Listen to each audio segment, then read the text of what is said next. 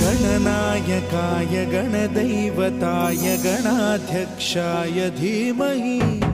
गुणशरीराय गुणमण्डिताय गुणेशानाय धीमहि गुणातीताय गुणाधीशाय गुणप्रविष्टाय धीमहि एकदन्ताय वक्रतुण्डाय गौरीतनयाय धीमहि गजेशानाय भालचन्द्राय श्रीगणेशाय धीमहि